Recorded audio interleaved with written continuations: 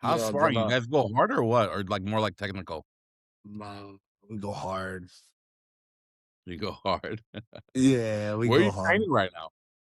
Black House MMA. That's my home gym, my main gym.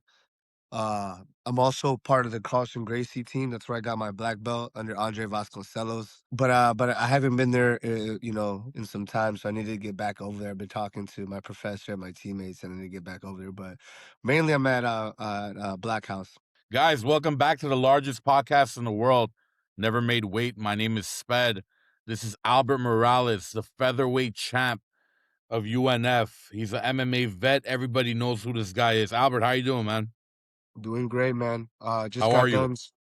Good, man. Good, good, good. Just got done sparring. Got a busy day today, so can't complain. So what's your usual weekly schedule? You train 5 days a week?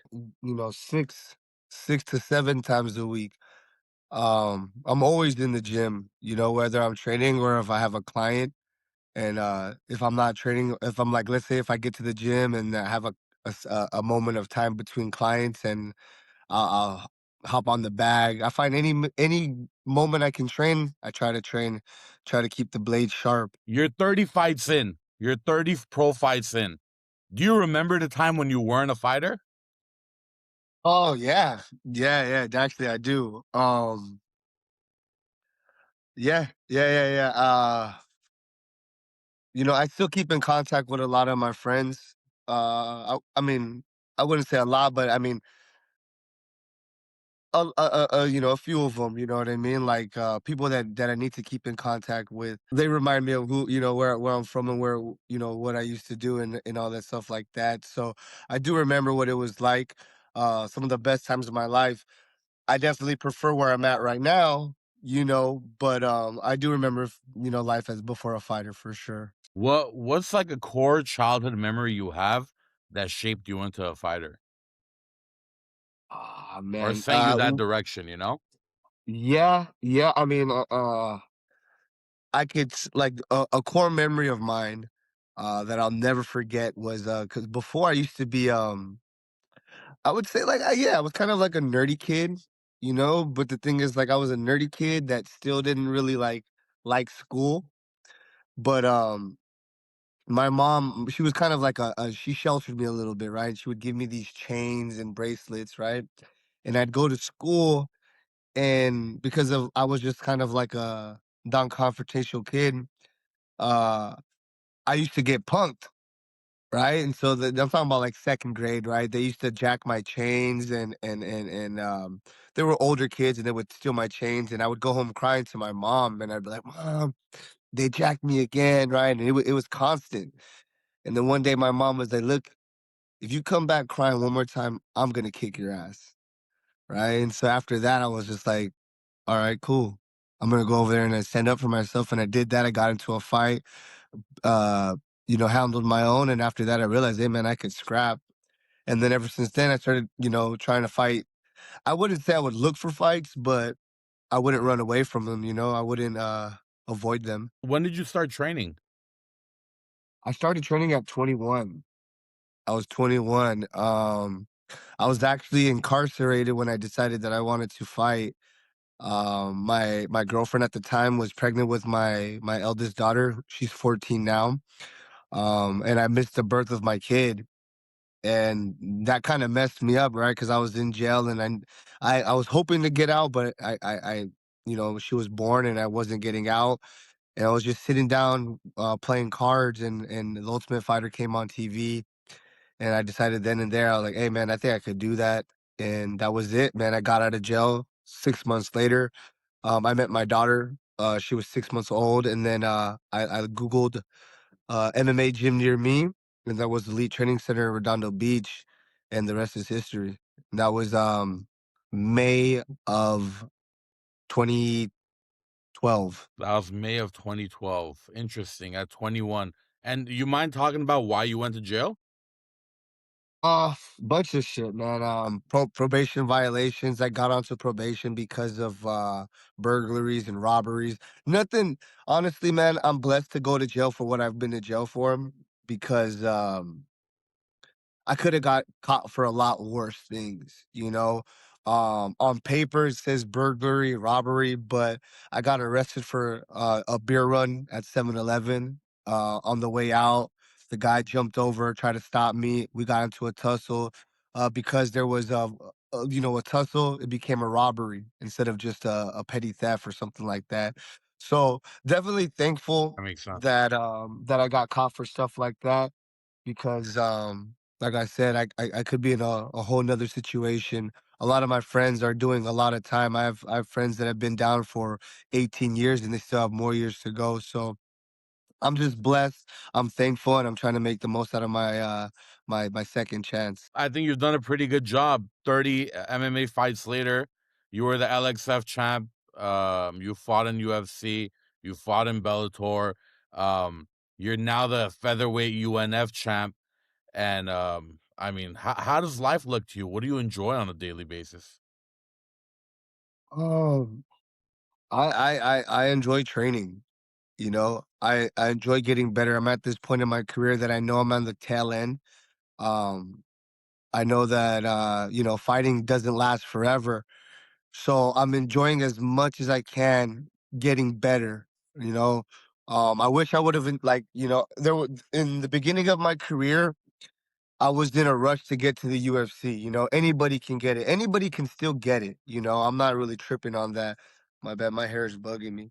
Um, Anybody can get it still, but now like I'm just like obsessed with learning, obsessed with getting better.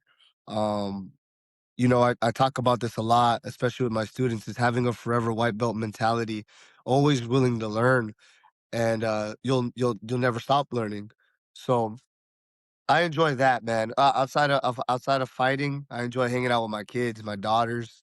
They're fun to be around with. I get to stay hip, hearing hearing all the skibbity riz and all that shit like that. I get to stay hip. I enjoy, Yeah. yeah, I enjoy working with my clients. I have 2 dogs that I like to hang out with when I'm not with my daughters.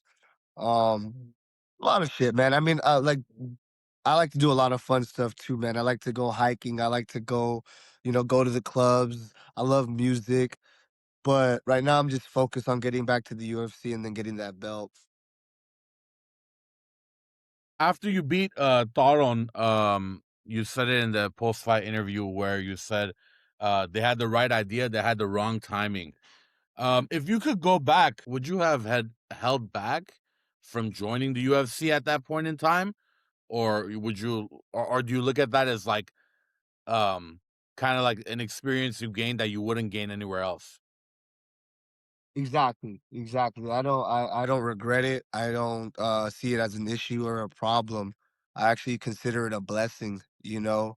Um I went from out of jail to 3.5 years later, I was in the UFC, right? So it showed me the power of God. It showed me the power of hard work, dedication, manifestation, right? You don't know when it's gonna happen, but it's gonna happen, right? Just keep working, and so Ah, and getting a taste of the big lights. The thing is, like, I wish I would have enjoyed it just a little bit more. Like, I would have just, sunk in a little bit more. I was kind of like I said, anybody can get it. Anybody can get it. I was losing fights in the UFC and still like, hey, they're getting lucky. They're getting lucky, but at the same time partying, right? So it's like I wish I would have sit back and like just stoked it up a little bit. But that just makes me more hungry to get there. You know, I'm wiser, sharper, faster, smarter. Um, I'm ready to go. I'm ready to get in there and knock people out, give the people what they want. You do a pretty good job at that, man. You do a pretty good job at that. Like I think it's 75% of your wins are finishes or something. 75%, I believe, It should be 100%. or That's what I go 66%. for. 2/3 at least. 2/3. Sorry. I said it should be 100%. Yeah, man. But so many tough guys out there. So much competition. I mean, you already know that. Like it's different. Compared to back in the day where you had specialty guys. Oh, this guy's like a good wrestler. This guy's a good boxer. Nowadays, everybody is everything. So how have you navigated through that kind of like evolution of the sport? Stay in the gym. Stay in the gym. I never had a specialty. I came into MMA learning MMA. My specialty was just grit, determination, being hard headed. Um, but now that I've been in the game for so long, my white belt has turned into a black belt. I'm still a white belt in the mind, I was always learning. But my Yeah. striking, I went from having no striking to not to striking to boxing. And then my last fight, you guys saw that I've even evolved even more. You guys saw a lot of kicks, right? You haven't seen that too much. And just staying in the gym, right? I feel like a lot of these UFC fighters, they're getting comfortable. They're making those checks. And I know how it feels because I was there. They kind of get complacent with what they're good at. And that's when I'm gonna come in there and I'm gonna shake up the game because I'm good everywhere. Anywhere it goes, I'm ready for it. I'm excited to see it, bro. It's been a pleasure meeting you, getting to know you. Albert, are you watching UFC events every Saturday? I try to watch them. If it's not live, I'll watch them the day after. I have Paramount Plus, and shout out to the UFC for uploading their whole library, so I can watch them instantly. I can watch old fights, but I'm always learning, man. Whether it's MMA or I'm watching boxing, wrestling matches, jujitsu matches. Yesterday was the Grand Prix for the IBJJF, so I tuned in to see that a little bit. I had a teammate compete from Carlson Gracie, Will. Um, so I try to just learn as much as I can. So when you watch it, you're not like enjoying it like a fan. You're more like watching it in a from a technical standpoint. Yeah, yeah, yeah. But there's some fights that for sure I'm watching as a fan. Like when I watch let's say for example this Max Holloway versus Charles de Oliveira. I'm gonna watch that as a fan, right? And then as soon as it's done, I'll probably put it on a repeat and watch it as a student, but a little bit of both because at the end of the day you gotta love this shit, right? There's something that brought me to Yeah, it. And so I do watch yeah. it as a fan. I do appreciate it. But then afterwards I appreciate it even more as a student. Who's the fighter that you learned the most from, but just watching? Nobody from your gym. Actually, I guess yeah, who's somebody in person that you've learned a lot from, and who's somebody on the TV that you've learned a lot from? On TV, man, I my favorite fighters are Anderson Silva, Lyoto Machida, Jose Aldo, Glover Teixeira, all Black House OGs. So the cool thing about my gym is that I got to see everybody. I got to witness their work ethic because for a long time, like when I was at Black House, I've been at Black House for 11, 12 years, something like that, right? When I went pro, that's when I got to Black House. So I was able to see Anderson in camp. I was able to see Lyoto in camp. Um, I was able to see like all these guys like Cleo Roundtree, who's in the UFC. I got to see him, Pedro Munoz, the guy who brought me there. I got to watch them in camp and see their work ethic. So I learned a lot from those guys. Not necessarily sitting down and teaching me, but watching them on TV, watching them do what they do in practice. Um, there's a lot of guys, man. Anderson Silva, watching him, Elliot Machida being super composed, setting up traps.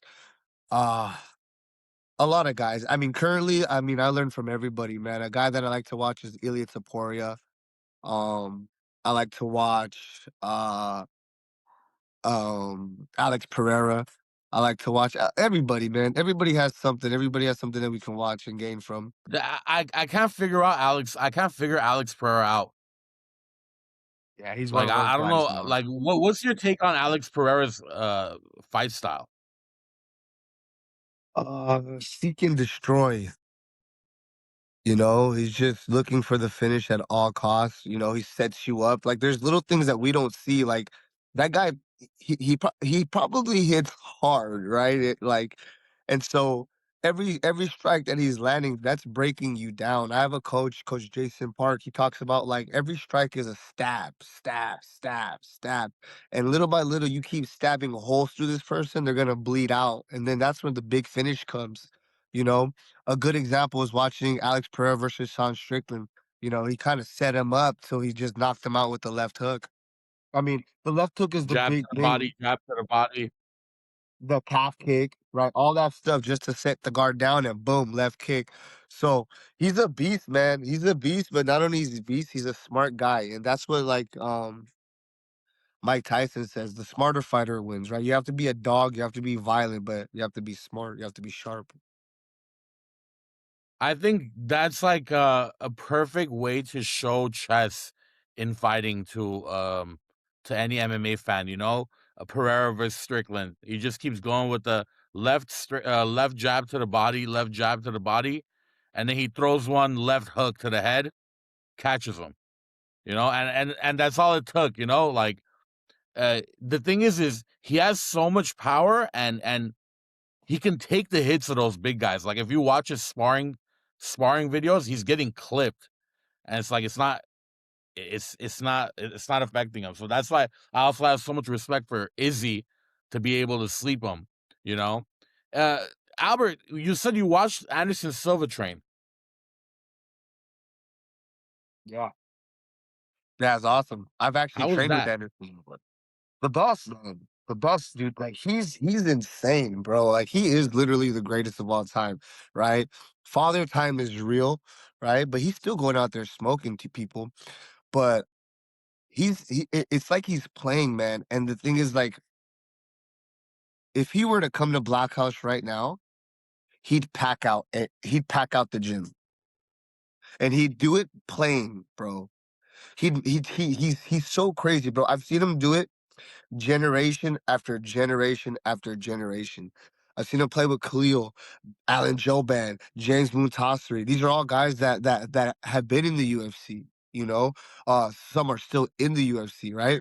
Those guys left. Then we have Miguel Jacobs, we have Mako Maidana, we have a bunch of guys come in, and he does the same thing to them, right?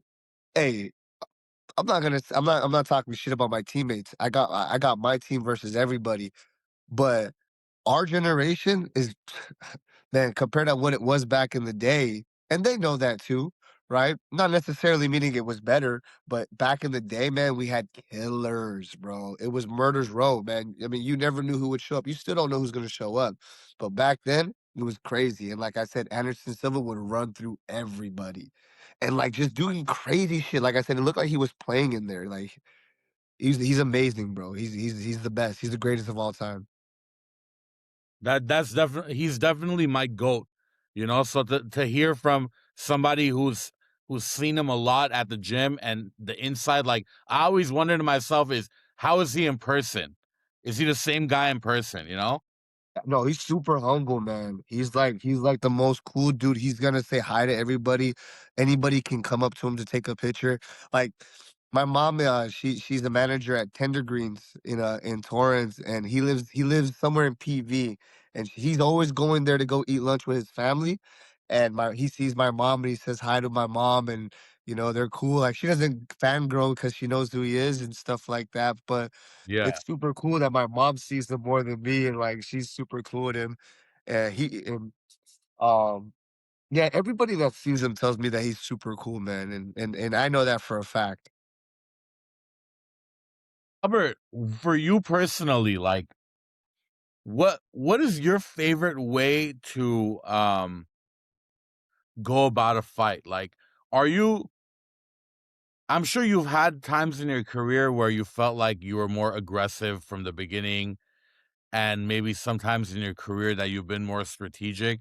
Nowadays, the Albert Morales that you are today, like what's the overall game plan? I mean, I'm not telling you to spill the beans, but like what's your view on a fight? How do you look at one? Um, that's a very good question. I'm the same way like Alex Pereira, man, seek and destroy. I want to go in there and I want to knock you out the fastest I can knock you out. I want to finish the fight in 2 seconds, 3 seconds if I can, right? But like how you said, everybody's leveling up. A lot of people are sharper.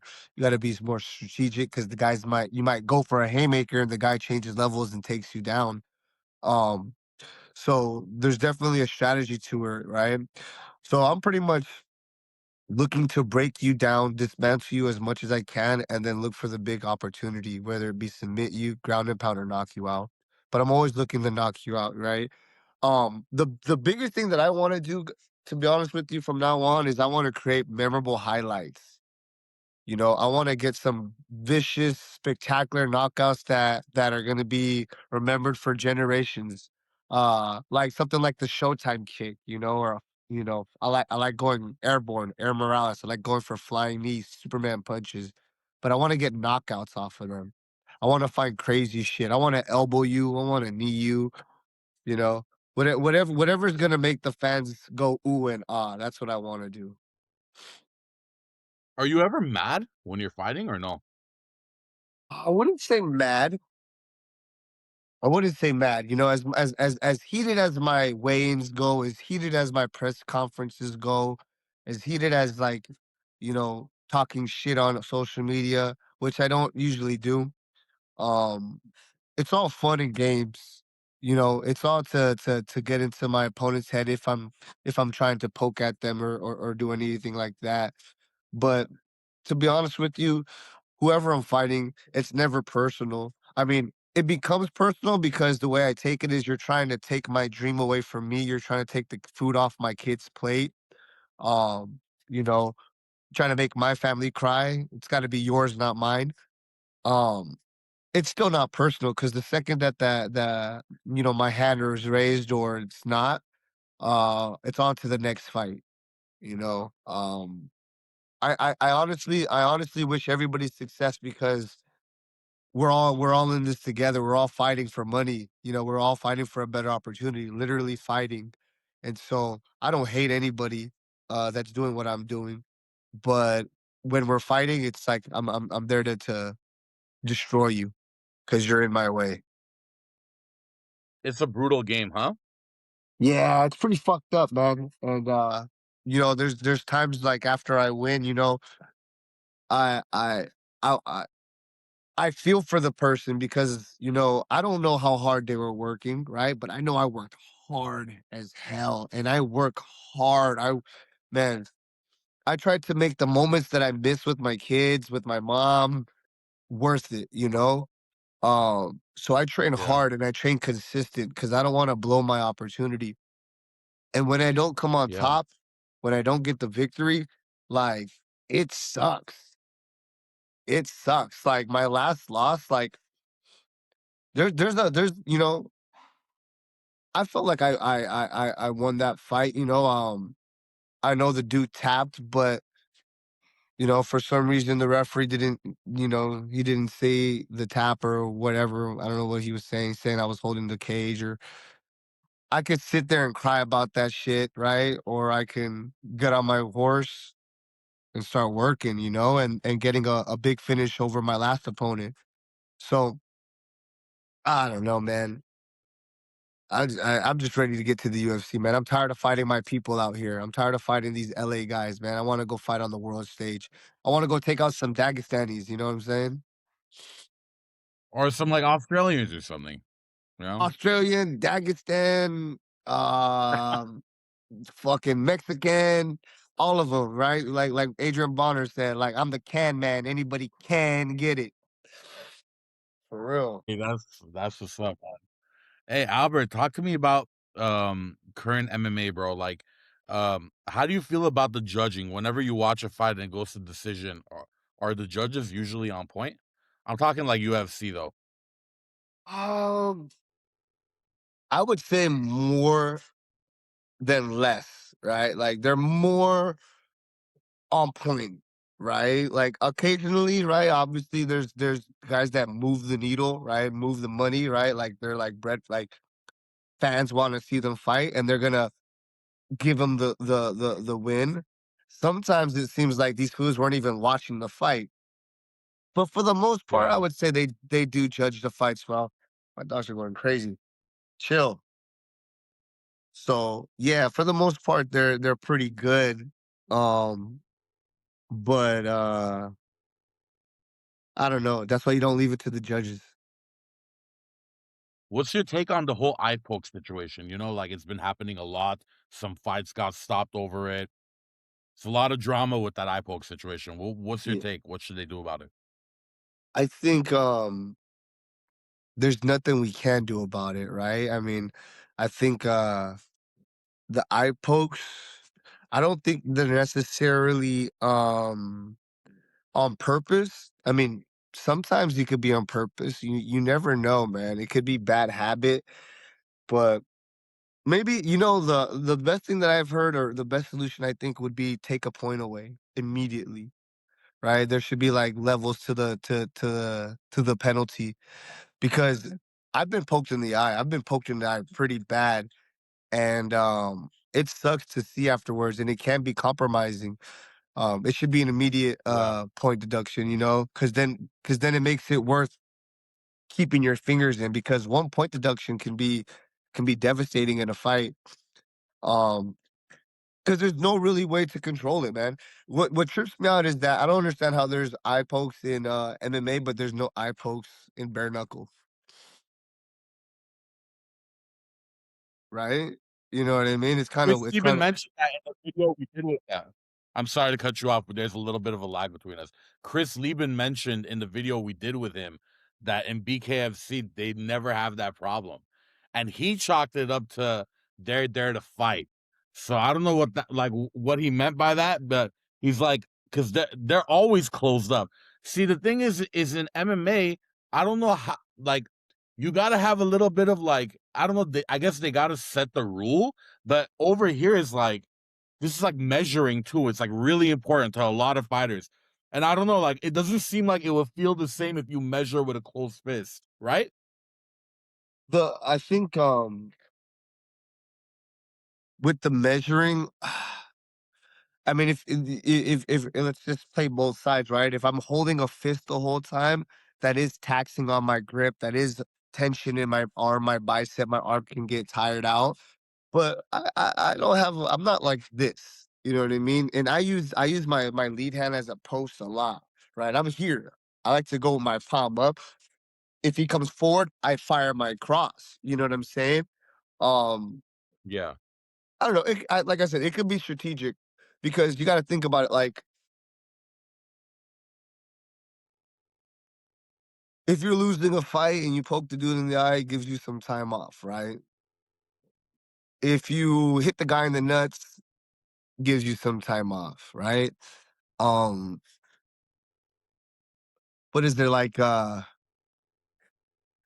holding the gloves or holding the cage, like these things can give you a little bit of an advantage, you know? So it's like shit. The eye pokes, I think, like, that's kinda whack, because you could really damage someone's eye. The fight is at risk of not continuing. Because yeah, sure, dude, we're all tough, man. We're all like, "Oh, fuck it, right? I'm gonna keep the fight going. I don't want the fans to boo or whatever," but dude, you can barely see. Now you're compromised. Now you're gonna get tagged up, you know? Um, so that's kinda whack, but I don't know, man. There's people that take steroids, you know? I mean, hitting in the nuts is pretty low too. Grabbing the cage, I get it. You don't wanna fucking fall down, whatever, like, I don't know, man. Um, A little bit of that available that you can grab the cage, that's your choice how if you want to look like that or not. You can poke in the eye if you want to buy some time if you're losing or whatever the case is. Because there's literally no way to avoid that. no, that's why I say you gotta penalize. Penalize immediately, right? Because then it becomes, do I really wanna poke this fool in his eye? Because now I'm losing, but now I'm really losing, you know? So it's like, I say penalize immediately, like, make it a hard foul off the top. I think nuts and eye pokes, unless, like, see, nuts is a little bit different, but fuck it. Penalize them all, even the accidental ones. It's like, it's all good. Who cares? It was an accident. Keep your fingers closed. Um, because like how we said, bro, bare knuckle doesn't have that issue. So why the hell should MMA? You could say the gloves, but nah. I've never poked anybody in the eye. How different is a street fight compared to an MMA fight? A street fight is more dangerous, right? On paper, right? Because there's no rules, right? You can get hit in the nuts, you can get eye gouged, you can get stabbed, you can get shot. His homie could jump in, right? But I guess it could be a lot easier because I know what I'm doing, right? So, like, hit him with a solid cross and then back up. because they don't know what they're doing. You know, I tell my students all the time, it's just like, man, just you learning how to keep your hands up and having a base puts you in a better spot than like 80% of the world, you know? So, Balance and uh, blocking. yeah, that's it. I'm like, no, just right here and your stance and like maybe like learn a teeth. Oh, you're straight. You know, ain't nobody getting close to you. Um, and I always tell people to avoid fights, man. It's not worth it, right? Because people aren't built that way anymore, man. You go over there, you beat the shit out of him, he's gonna come back and shoot you or call the cops, straight snitch on you. He might act like he's all big and bad, but then he's gonna call the cops, and then now you gotta deal with that. So honestly, man, if you want to fight, join an MMA gym, go spar. Join a kickboxing gym, go spar, do shit like that. It's better for your health, better for your mindset, and better for your pocket. And isn't it crazy how the most dangerous guys in the world are in those gyms, but they're always most of the time good people, right? Like the MMA world is full of like super humble people as opposed to like, a classic like loudmouth You get that, them both. that can't fight. Yeah, you get them both. You get them both. But I think the guys that are in it for a long time, you know, the champions, and I wouldn't say every champion, but like, you know, people like real martial artists, I would say. You know, martial arts is where it's at. Luckily, I went to a gym that, like, my first gym was a very martial arts style gym, and it taught me, you know, strength, honor, discipline, and those carry, you know, and the only way you can become like a true martial artist, right, get your black belt, brown belt, is through consistent discipline, you know. And so I feel like the longer you're in the gym, the better you become, you know, the less violent you become. Like you tend to avoid situations, you're trying to find different ways, you know, find the armbar in a different way. Yeah. You think that MMA rules right now are perfect, or would you like to see them a little more brutal or a little less brutal? um I don't like, well, okay, let's, like I said, penalize the eye pokes, penalize the nut grabs. I mean, the nut kicks, um, and then penalize the nut huggers, right? Like the guys that just take you down and hold you. Like I can't stand that shit. Like if you're gonna take me down and you're gonna hunt for a submission, hunt for a finish, then that's cool. Or at least work towards that. You know what I mean? Like, but if you're just gonna go on the bottom and just kind of hold and control, like I get it, it is a sport, right? But at the same time, we're fighting, man. We're trying to find the finish. It's not about winning by points. Like I think that's even striking. Like if you're just striking for points, that's kind of lame too. We're fighting to finish. You know what I mean? We're giving 3 rounds just to, you know, make it like more humane. But in reality, we're looking for the finish. All those old school guys that fought for 20 whatever, like 2 hours back in the day, you know, there's records of guys fighting for 2, 3 hours, 4 hours. Like, you think they cared about fighting for 4 hours? Nah, they wanted to finish the fight, you know? So it's like, that's what we need to do is we need to finish fights. That's it. But like, what about the 12 to 6 elbow? Are you a fan of that? Yeah, Or you would know you I like like to that see shit. like, um, you like that stuff or no? I love that shit. You know, I'm trying to finish So the we fight, saw in man. your last fight. We saw it in your last fight, but on his back. I mean, the Yeah, side of his back, not the middle. Obviously, you can't do the middle, but the yeah. side of his back, you hit him with some good 12 to 6 elbows. But like the John Jones style, remember where they gave him a loss for that one I think that to the was because face. wasn't it was at the top of the head, right? Like, I mean, I'm it's not that I like the 12 to 6, right? Because I'm not really looking for it. I'm just looking for an opportunity to hit you with something that's gonna hurt you, right? Whether it be here, here, here. I needed him off of me. He was taking me down. I was trying to defend his takedown. He wasn't moving, so I was bah, bah. It was just an opportunity. He's not the first person I've done that to. I've done it to another guy. Because in reality, if he's trying to take me down, I need to defend the takedown, right? That's number one. But if I'm at a position where okay, we're in a stalemate, I've already defended takedown, he's not transitioning, well, fuck it. Let me put this hand here and let me hit with this one, right? So I'm just looking for opportunities to crack you. Um, the knee, like one of my fights I got kneed when I was grounded. That grounded spot, like I didn't think it was a foul knee. The guy got they stopped the fight because it was illegal. But that like the one championship style where the knees are legal wherever, I'm not mad at that. I like the one championship style. Like I'm more a fan of that than I would say what we have over here. They look for finishes more, you know. Got it. It's more finish friendly. Yeah. Yeah, yeah. I mean, it's kind of like bad for the overall lifelong career for a fighter, you know? If he goes through, like, if you went through 30 fights that you had with those rules, it's like it would take a little more out of you. You know what I mean? Yeah, How do you feel? definitely. How do you navigate? How do you navigate fights taking out of you? Like, obviously, hurting your back, your head, your, let's say, knee. Like, how do you deal with that as you go through life? Are you in pain or no? Yeah, hell yeah, man. I kicked my friend's shin today. He checked me and it fucking my foot is killing me. And I have a grappling match later on the day. Um uh um one of my coaches in the past, he said they like cuz we were sparring about like 3 times a week, right? Little gloves during fight camp and we grew a lot. I grew a lot in those rounds. And people were like, "Man, you guys don't need to spar that many times, man. You guys are gonna have a short career, right?" And my coach at the time was saying, he's like, "Who said MMA was a long career?"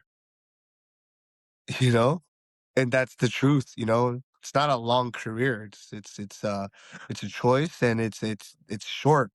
And so you have to get in and get out as much as you can. The point is you gotta train smart, man. You gotta move your head, you gotta train with the right coaches. If you're just brawling every day, the real damage is not done in the cage. The real damage is done in practice. You know, that's where you're getting most of your rounds. You know, I fight for 15 minutes in the cage, but I mean, I do a minimum of 5 rounds per sparring session. So it's like minimum, you know?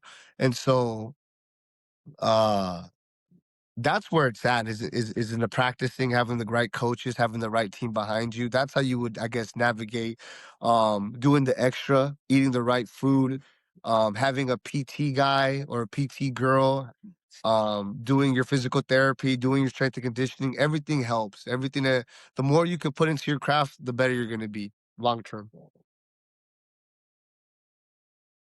Albert, it was a pleasure talking to you, bro. Thank you so much for taking the time out of your day to do this episode. Is there something you want to leave the fans with?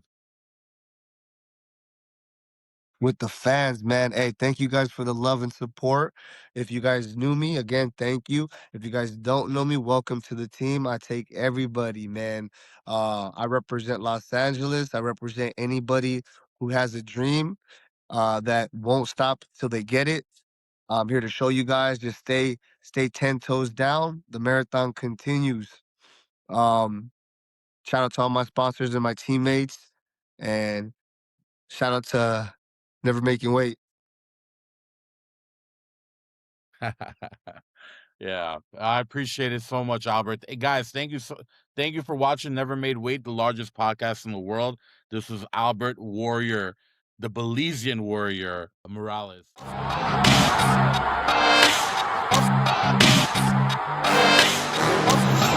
Wearing a T-shirt that says "Never Made." I believe him.